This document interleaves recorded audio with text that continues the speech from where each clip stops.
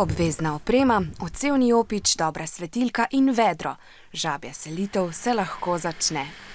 Ema, Marko in Naja dvoživkam že več pomladi zapored pomagajo varno prečkati prometno cesto, ki pelje skozi hraše pri Smledniku.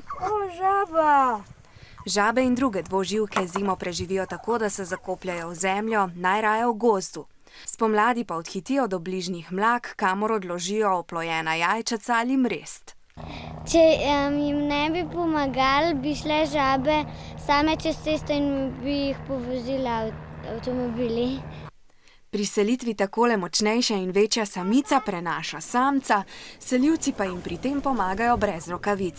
Dvoživke v našem okolju namreč za človeka niso strupene. Da jih primemo in jih damo v ajmer, ko pa napolnimo ajmer, jih pa nesemo čez cesto in jih tam preštejemo in spustimo.